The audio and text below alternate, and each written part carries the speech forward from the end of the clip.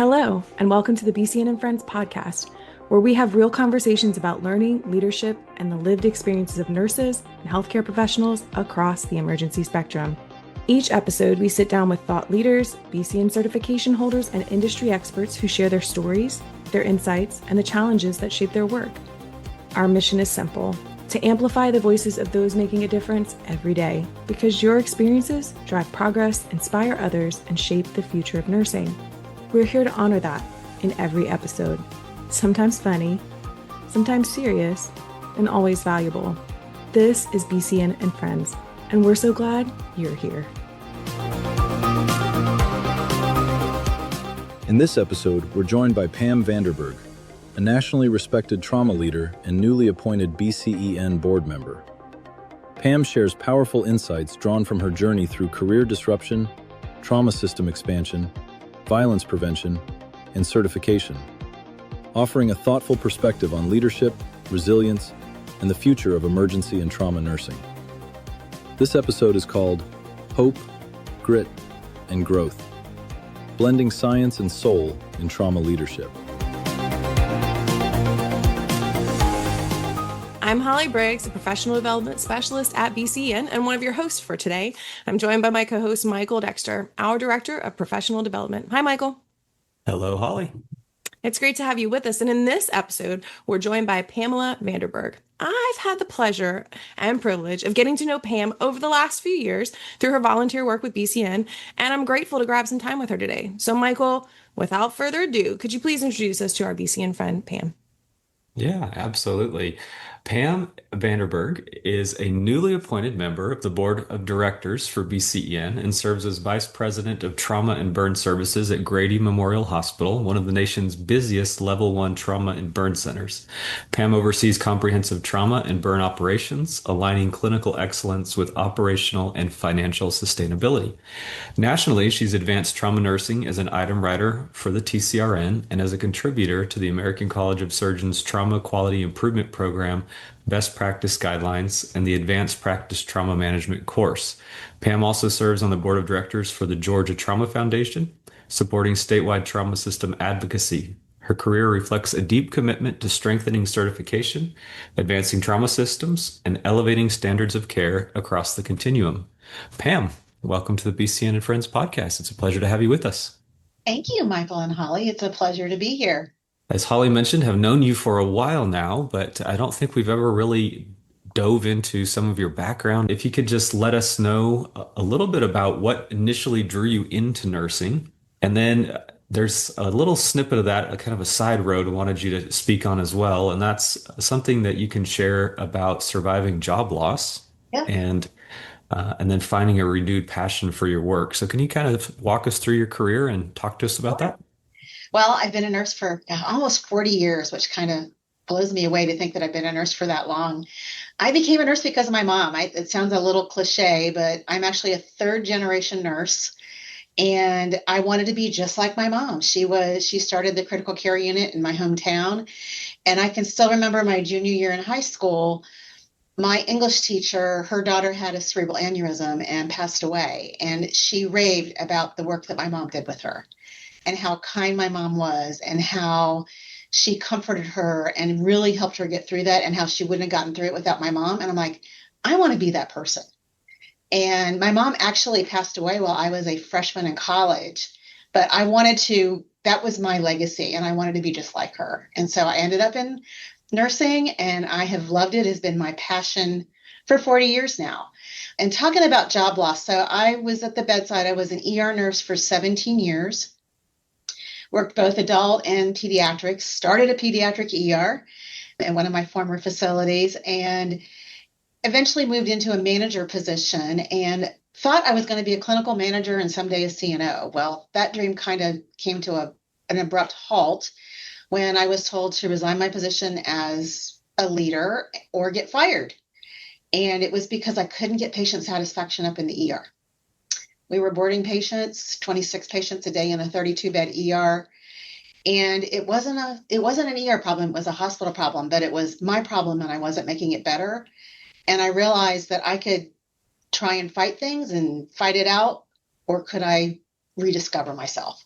And I had a lot of personal things going on. I was in the middle of, I had just finished a divorce. I was a newly empty nester. So I'd just gotten my children off to college. And it was just an opportunity to completely start over.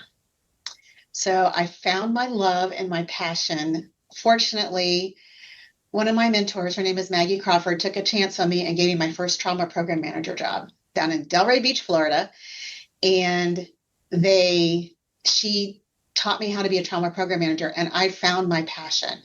I found that I'm actually pretty good at managing trauma programs and managing the quality aspect and the regulatory aspect and helping programs to improve the work that we do and to make the care better to our patients. And once I discovered that passion, my career has just blossomed. I went from a program manager to a director to a VP. I've been all over the country working in different spaces and different facilities. I've worked in a level 2. I've been at several level 1s. And I've been given opportunities at the national level, working with the Trauma Quality Improvement Program I helped with 3 of the best practice guidelines. And it really reinvigorated my career. It was 20 years ago when I lost my career, I thought. And I thought everything was over, but I was given that opportunity to start over and to truly find my passion. That's the advice I would give somebody, that if you're really feeling beat down, if you're feeling burned out, look at yourself and say, what gives me joy in what I do? What do I truly enjoy about nursing? And if it's taking care of patients, then find something that can reinvigorate you. If it's looking at quality, there's so many things that we can do as nurses. And I think that's the great thing about nursing, is there's so many things you can do. You're not stuck at the bedside the rest of your life. That's really an incredible story, Pam. Thanks for sharing that. And while you were talking about it and moving into trauma, which we know is very much in the realm of systems, whereas the emergency department is often viewed as a location and not a system.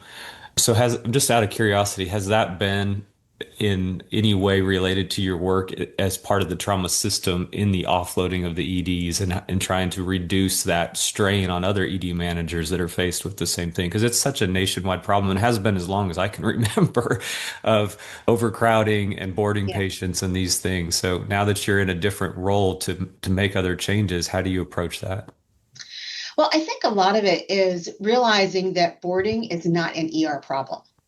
It is truly a hospital problem. It's a throughput problem. And it's a patient problem, because when our patients are held in the ER, they're not going to get the same level of care that they would get if they're in the intensive care unit or if they're in that acute care unit.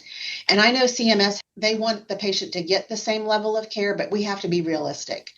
When we're boarding patients and when an ER nurse is taking care of 4 critical patients, they're not going to give the same level of care as in that controlled environment of the ICU. So it truly has to become a hospital problem. And I can tell you where I am now at Grady, we look at boarding every single day. And every single day we're looking at how many patients are boarding, how many do you need an ICU bed, and what can we do to move those discharges faster so that we can fill those beds and move those patients. It has to be a hospital problem. I love that you talked not only about your mom and being that 3rd generation nurse and kind of the history of wanting to carry that legacy forward, but then I think sometimes nurses, we see ourselves a certain way, and it's probably because of maybe the department you've worked in for a while or the area that you initially just felt really drawn to, and you kind of start to identify yourself as I am insert specialty of nursing, right? And I think what can happen is you get kind of stuck in that's who I am. You kind of forget to go, I am a nurse, and then the specialty follows behind it. And so when you find yourself maybe at the end of your passion for that area, or the end of the door being open for you to stay in that area, that you almost feel like, I don't even know who I am. I don't even know who I am anymore if I'm not X, Y, and Z nurse. And so your story is just a great example of, no, you are a nurse. You can be a nurse anywhere and do any specialty that you are currently interested in. And I've heard stories similar to yours where someone comes to that crossroad and it's either I'm going to lock down and dig in, power through, gritting my teeth, in this area, or I'm going to let go and step into something that's unknown, maybe a little scary, totally different than what you're doing. And I don't know, like the people who choose to do the scary thing and try something different and reinvent themselves, as you said, they just find there's so much like joy and hope. And I've even heard people, I'm like, yeah, they tried that for a couple of years and then they realized like, no, that's not really where I want to be. I'm going to try something else. And I don't know, there's something exciting about a career where you can have that opportunity to do something so different at any phase of your career. You could just make the decision. Or like you said, the decision was kind of made for you and your choice was, how am I going to accept that? Am I going to let it crush me and drive me out of a profession that I love? Or am I going to try something different? And so I think, again, just a great example of how your career in nursing doesn't end with a department, doesn't end with a specialty. There's so many things out there. And I love talking to people on this podcast about like where their career has taken them. Cause I think it just gives, I don't know, possibility. The possibilities are out there and they're kind of endless. And yeah, I love to hear that you're kind of taking that system mentality. Cause I do think when you're in a department, it's really easy to get kind of all you see is what's in front of you. And when you're kind of at a system level, you really start to see that, oh no, every department interacts and impacts each other. Even if you don't think it directly does, like it really does. So actually, I'm going to kind of migrate to our next question, because in your role at Grady, I know that you've navigated a lot of patient volume increases as hospitals have closed nearby, and truly we see this across the country and even across the world as hospitals and funding changes, things close, and then systems have to take on patients from other areas that would not generally get care there. And so if you had to talk to us about like priorities, especially related to trauma volume surges, what would those priorities look like? And then my second part to that question is, how do you protect patient outcomes and staff when you have like this expansion of volume? So yeah, I mean, this is a big problem and we'd love to hear your perspective. Well, and the Grady story, I think, is a very extreme story. And I'll give it to you in perspective. So, and I was actually working at the hospital that closed before I worked at Grady. And we were a level 1 trauma center. We were seeing 4,500 patients a year and literally were given 60 days notice the day before our survey was supposed to happen for level 1. And we closed within 60 days. So Grady had 60 days to figure out what they were going to do with a new increase in volume, because they were the only trauma center left in the city of Atlanta. And this was the second hospital by this organization that had been closed within 6 months. So we had one in the south side of Atlanta that also closed. That wasn't a trauma center, but it was a large hospital for that community area. We were very fortunate in that the state and the county gave us $170 million to do expansion. So we were very fortunate. We added 64 ICU beds. We added 120 med-surg beds within about 6 months, because we knew that our volumes went up exponentially. The first year, our volumes went up 27%. And for some institutions, that may not seem like a lot, but we went from 8,000 trauma patients to 12,000 trauma patients in a year. I can tell you last year we had over 15,000 activations with over close to 11,000 admissions.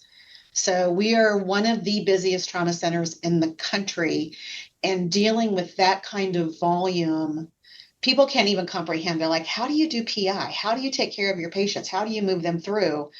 I mean, I probably see more patients in a day than something in a month.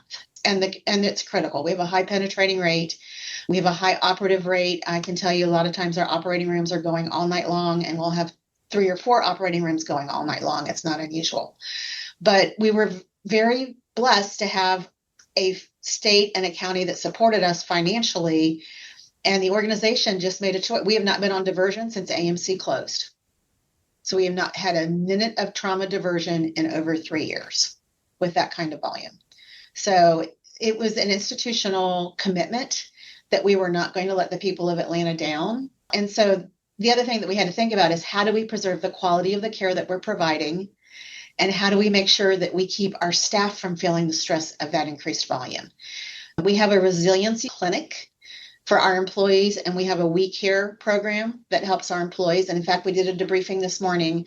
We've had 3 pretty critical pediatric patients in the last several weeks. And so we did a debriefing with our emergency care team and our Marcus Trauma Center team just to make sure that they were doing okay from an emotional standpoint, because we've had such critical children the last several weeks.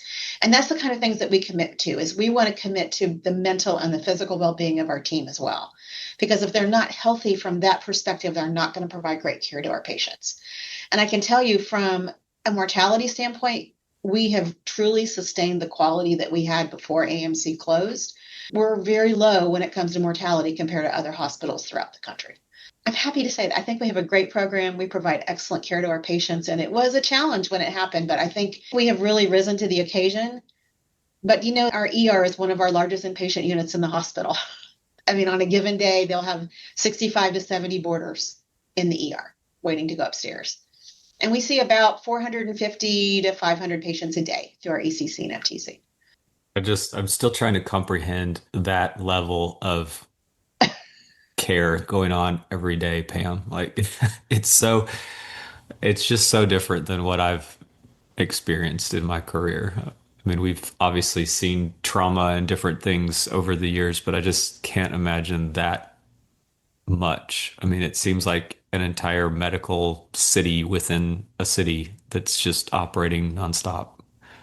Well, and I think a lot of people, when we give our numbers, like when I talk about the number of units or the number of MTPs we do, or the number of units of whole blood we give, I mean, they give us at least 60 units a week is our par that we get from our 2 blood suppliers. And we actually do whole blood in the field now as well.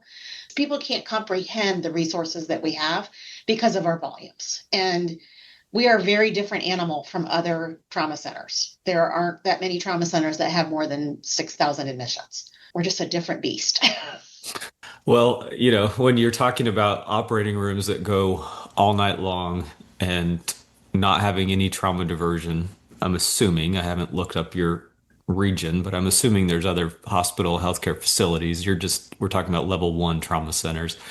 But regardless, I mean, you can't divert these individuals, and then trying to keep good quality of care and push initiatives and all of these things. I know sometimes it feels very difficult and frustrating when you see these numbers just increase, and you're kind of wondering, like, what good are we doing for our community here? And I know a big part of the TCRN focus is also on injury prevention. Mm-hmm. And I know there's a huge area of trauma nursing and trauma as a whole that focuses on injury prevention. But talk to us a little bit about it from that perspective as well, because when your numbers just go up and up and up, and you're needing more and more units of whole blood, and you're trying to do all this stuff to support it, at the same time, you're also looking at it going, how can we prevent this? And how can we stop all of this from happening in the place where we all live and work? And so looking at that part of it, what can other trauma systems do beyond just stabilizing the injured patient, but to actively reduce injury and stop this from occurring? And what are some of the things that you've learned about how to better collaborate with community-based resources and education programs? Well, I'd love to talk about our hospital violence program, if that's okay, because Sure. That's my baby right here. We have a program called IVY. It's Interrupting Violence in Youth and Young Adults. And it's a 3-year-old program that we started here at Grady using some federal grants. And it is a 3-pronged approach where we are trying to interrupt the cycle of violence.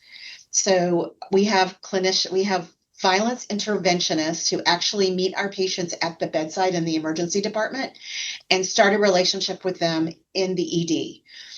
They then will follow them through their hospitalization. We have a clinic that is special just for our IV patients. And then we also have community partnerships where we work with the community to help break that cycle of violence too. We do intensive case management with these patients because there's a reason why they ended up as a victim of violence. A lot of them have social determinant of health needs. So we are addressing what can we do to prevent this from happening in the future? And when you look at the re-injury rate that occurs in most of our violently injured patients, the re-injury rate is anywhere from 20 to 40% throughout the country, depending on where you live and the type of population that you're seeing. Our patients that we put through IV right now, our re-injury rate is at about 3%. And the other bad statistic with re-injury is those who are re-injured are more 50% to have mortality with that re-injury. So we're preventing these patients from getting injured, which is reducing the burden on our facility. And we're also saving the facility money when you look at the cost of the average violently injured patient. So it really can have an impact on the work that we're doing. And we're creating generational change through it because we're trying to get these individuals out of that cycle. We're trying to help them to learn new careers, to learn new ways of interacting with their community and not going out and retaliating. Several of our VIs have actually started community groups as well to help break that cycle of violence. And we're trying to make generational change. And we've reduced the incidence of gun violence in the city.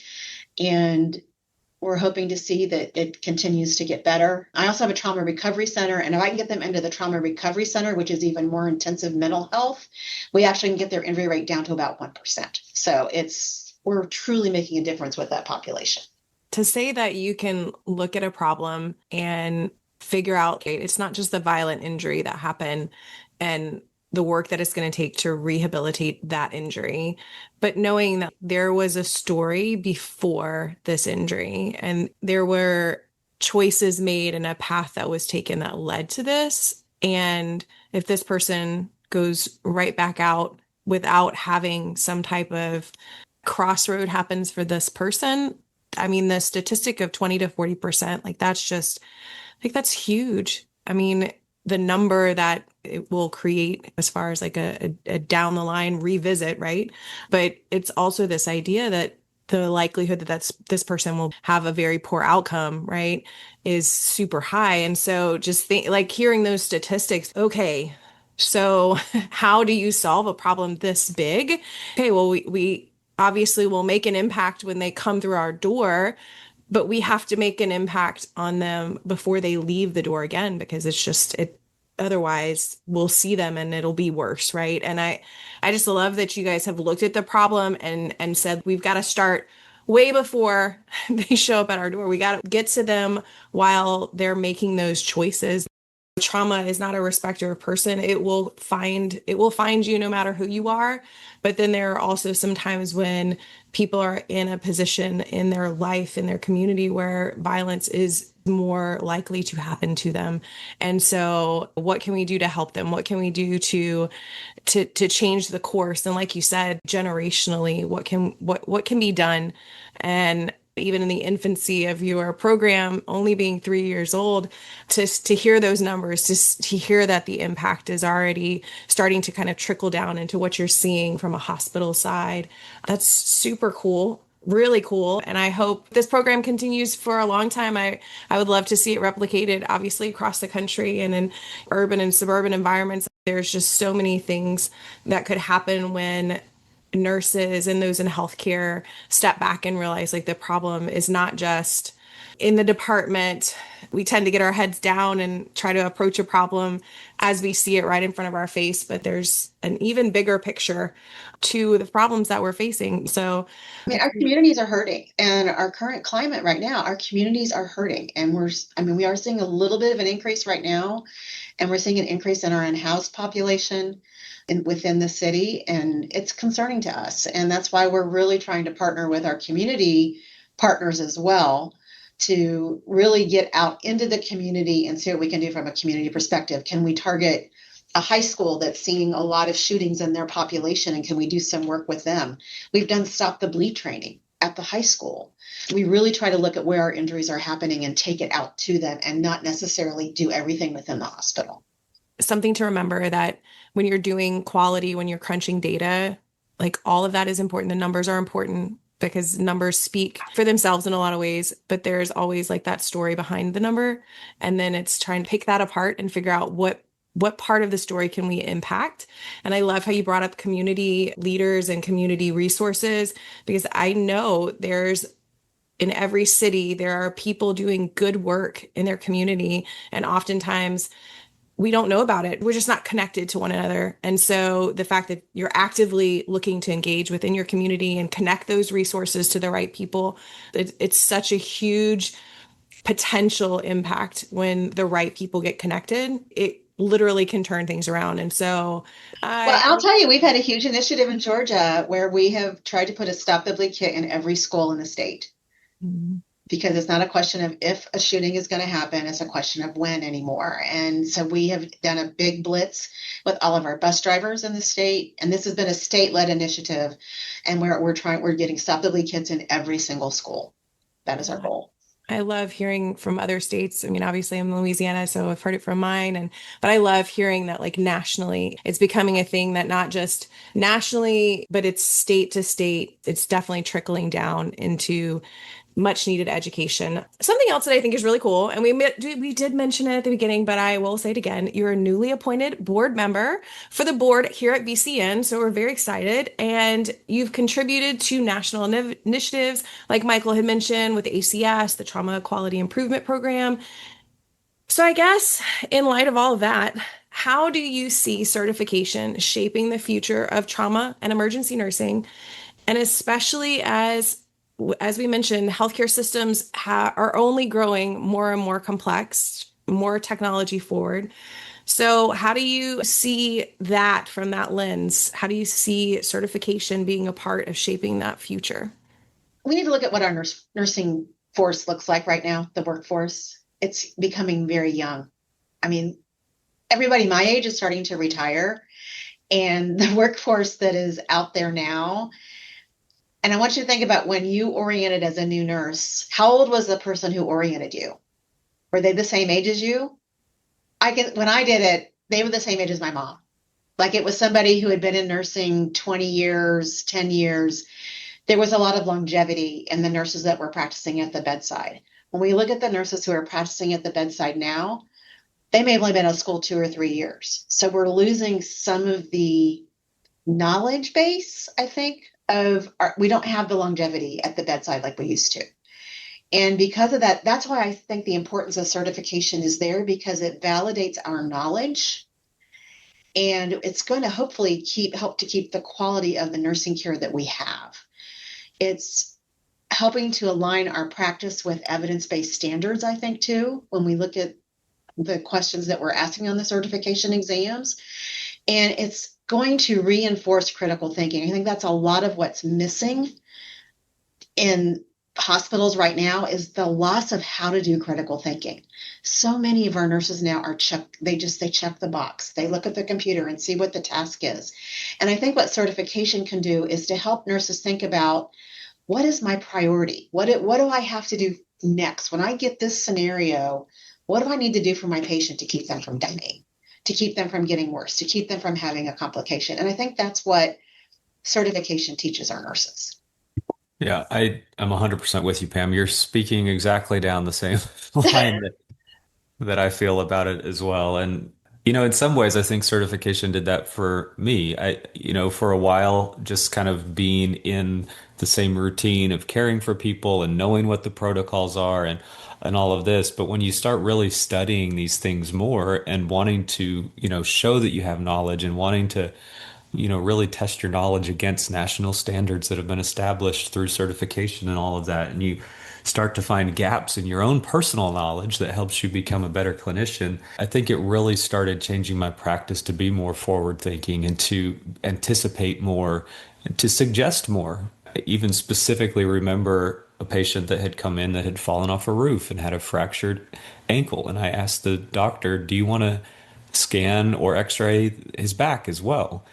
And he was like, I never thought of that, but you're right. We need to do that. And, that was something I specifically had remembered studying as part of certification. And so there are so many examples that I feel like are relevant to the way that nursing can grow as a profession through certification. And it strengthens our professional identity as well. Like I I have both my CEN and my TCRN, and I think it really strengthened the fact I truly am an ER nurse. I am a trauma nurse because I was able to understand, and actually I was a beta tester for TCRN, been a TCRN since the very beginning.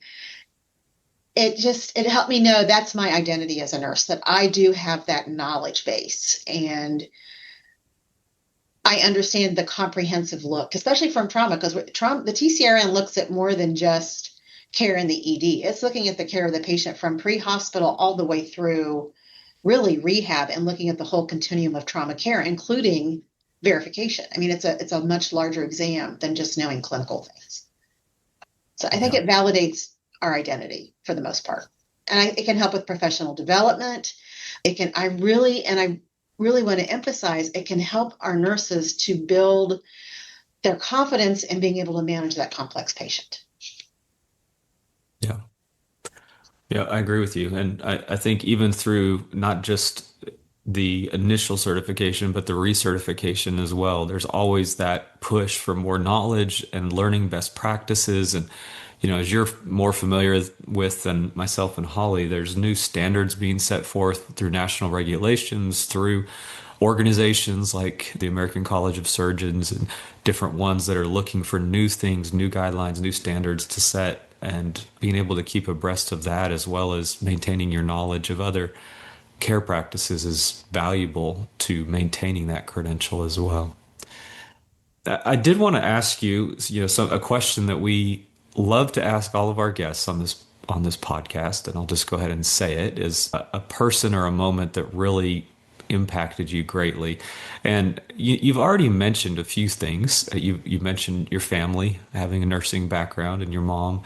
You also mentioned that you had a friend and a mentor that gave you an opportunity as a trauma systems manager. So I don't know if it's one of those. We've had people say that a certain patient really impacted them. But, when you look at your career and you look at the different avenues you've been down with that, is there a particular person or moment or maybe a couple that you'd want to share that you haven't already? I would say I've had several patients through the years that stick with me, especially from my bedside years. There's several trauma patients that I will never forget. And I was actually a burn nurse for a while as well, which we didn't really dig into that, but I worked in a burn unit for 4 years. And there are still patients that I remember. And one of them is one of the patient stories that I love to tell. We had a chemical explosion in the town that I was working in then, in Charleston, and we got 4 critical patients, and they ranged from 60% to 90%. And that's 4 pretty big burns. We had a very young staff who had not really seen a big burn all year. And it was very challenging trying to teach these young nurses how to take care of these big burns. And I took care of one of the burns for 2 months before he died. And at one point, I got very close to his family. And at one point, he was getting towards the end, was very unresponsive, really wasn't doing much in terms of responding to his family or anything. And his wife came up to me and said, "Can some people from the church come in and just lay hands on him?" And I broke the rules. I let them come in. And they started singing one of my favorite songs. It's called "Walk Around Me, Jesus." It's an old Southern gospel song. And that man started tapping his toes to the music. And it was the first response that we had seen. And when I realized at that moment that sometimes our patients need more than just the care that we're providing. Sometimes they need the love that surrounds them. And it really made me see him as more than just that patient laying in the bed. I saw him as a person. And it really, that was, 35 years ago. I can still remember it. As you were talking, just patients and their families were like coming to mind. I love that question, honest to goodness, because every time I hear a response, it reminds me of like why nursing is so hard. Healthcare is so hard. Everything's so heavy. Everything's so complex. Why would you ever choose to stay in a profession like that? And then you hear your story and stories like that, and it brings back to mind the reason that we do what we do is because we have the opportunity to be a part of someone's worst day, of bringing some type of hope, some type of reminder that there is still good that's in the world. And sometimes it's the good of the care that they're receiving. Sometimes it's the good of a human connection.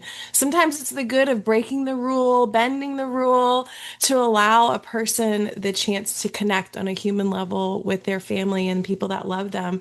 So again, I love that question. It's the best. It has the moments just that are the best. So yeah. Well, speaking of the best, even though that question probably is the best question, Michael, I get the point of asking the rapid fire questions. And why do we ask questions like this? Because we want to get to know you as a person, and maybe we'll find out something that we would not have found out otherwise. So that's why we do this. What would you be doing if you were not in your current role? Now, I know nursing's been your passion, been your project, but was there ever a thing that you were like, you know what? If I hadn't done nursing, I would have tried. I would have been a writer. Okay, fiction, nonfiction, what are we talking here? Actually, I was editor of my high school newspaper, and everybody thought I was going to go into journalism. Everybody was shocked when I went to nursing school. Interesting. This podcast I use pretty regularly to fill my book list. So to needless to say, I probably would have read you had you become a writer. So there's that. But I think and don't get me wrong, I feel like nurses write books on their patients sometimes. You know, especially before we got to the electronic charting, when you had to like, you know, do that long narrative. We are so good at describing things and putting it in like code sometimes that only nurses know. It's like a secret language. If you're a nurse, you understand exactly what I'm talking about. Yeah. Especially if you've written narratives before. If that rings a bell, then you know what I'm talking about. But I think that nurses are natural storytellers. And so I'm never really surprised when I find out that an author has like a healthcare background, or I love reading nurses who also write, because I'm like, yeah, you guys are great at stories. We're great at stories. So yeah, you know, and there's still time, Pam. There's still time. I'm actually, my executive coach told me to write a book. So I've started one. So look at this. Yeah. You know what? Okay. So this is not something you'd like to try. It's something you're currently trying. I love it. Okay. You've heard it here first. Everybody get ready. All right. Next up, 3 categories of favorites. So here we go. Do you have a favorite book or a quote that maybe really inspires you? Right now, my favorite book is 5 Dysfunctions of a Team. And if you're a leader or you're in a team that is dysfunctional, I highly recommend it. Okay, I'm going to have to write that down. I do steal a lot of books by steal. I mean, I write them down and then I put them on my library list, but I do steal a lot of book titles so that way I can kind of, you know, figure out what my next read should be. And I always love something that's a little bit challenging, thought-provoking. So do you have maybe a TV show, movie, or a binge-worthy series that you're like... Big Bang Theory is like my favorite. Okay. It's not deep. It's... You've hit on one of my top 2. So whenever I'm traveling, SVU, Law and Order SVU is like, I can count on it to show up in the evening time. So I find that. But if for some reason it's a weird channels, I can pretty much always solidly find Big Bang running on repeat somewhere. Yep. And there's something so relaxing about it. There's something fun. This so funny. I don't know. I agree with you wholeheartedly. I find that show very comforting. And even though I'm not solving a crime, I do walk away feeling equally at home in both of those. So great recommendation. If you haven't watched this show, you're really missing out. You should travel more and you'll be able to find it. Big channel. Okay. Next up, favorite song, or maybe it's a musical artist or something that just in music that can instantly move you. Mandisa. She passed away, I think, last year, but her music is just inspiring to me. Mm-hmm. And she talks a lot about being broken and having to rebuild yourself. And she just speaks to my heart. And whenever I need to, and she's on my list that I use at the gym when I'm running. I mean, I just love her music. It's so inspiring.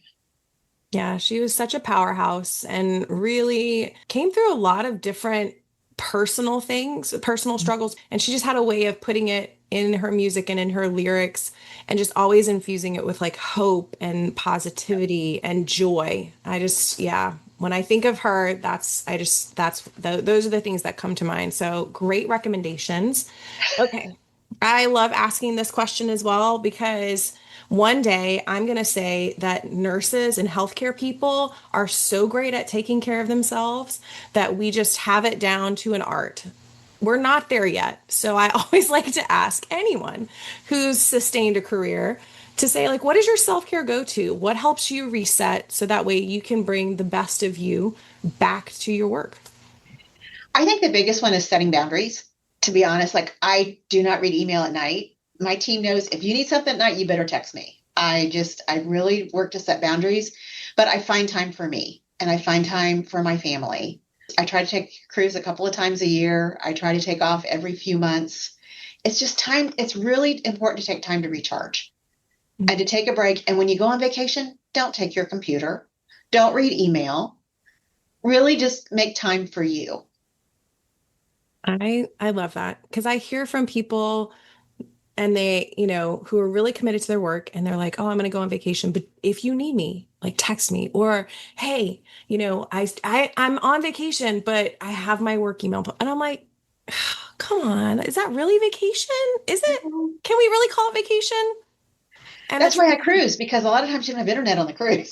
Don't pay for the Wi-Fi when you go on the cruise. Yeah. Don't pay for it. No. Be like, I don't have no service. Yeah. And so I think your first part, saying, like, setting good boundaries, even for yourself, because there are times when I have definitely fallen into it where I'm like, oh yeah, I'll just take a peek. And before you know it, you're down the rabbit hole. You've been working and you're like, oh, well, that was not a good boundary. I definitely crossed it. So I think setting those boundaries, but then also being really intentional, like you said, to plan every month, every other month, I'm going to plan things with my family. If you like to cruise or you like to go on trips or whatever that might be, just finding that thing and being really intentional to schedule it and then put those good boundaries in place. So that way it really is time away, because it sounds weird to say that taking time away makes you better present when you're there, but it's just true. There's studies to prove it. And like I said, starting with those good boundaries, keeping yourself in check, I think is such an important component to it. So thank you for sharing all of that. Pam, if our audience wants to follow you online, what social media platforms could they reach out to you on? LinkedIn. It's the only one that I do, pretty much. It's a great one to do. We're both pretty active on LinkedIn, so I will definitely drop that information for LinkedIn in the blog episode for this. So thank you so much for sharing that, Pam.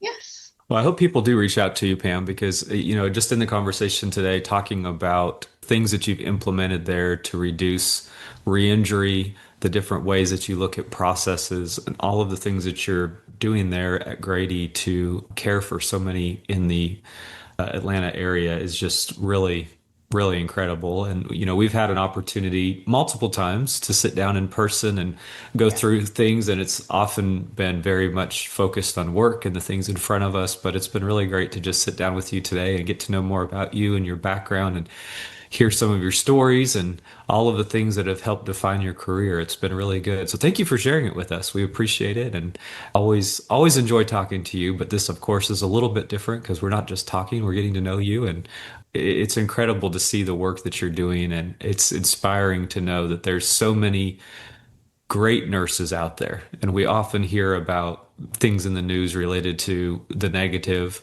but I wish we could just in some way get word out about the awesome things that nurses are doing. And you're certainly one of those people. And we really appreciate you sharing your experiences and your expertise with us today. Well, thank you so much for having me.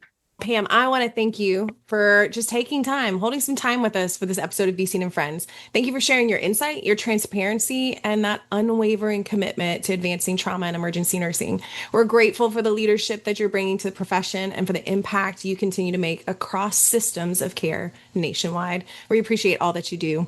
And that's a wrap for this episode of BCEN and Friends. Don't miss what's next. You can subscribe, share, and join the conversation by scanning the QR code or learn updates in this episode blog. If you've got a topic you'd like us to cover, drop us a line at bcn@bcn.org. I'm Holly Briggs with Michael Dexter, and we're proud to celebrate your dedication to nursing across the emergency spectrum. Until next time, stay curious, stay connected, and we are out.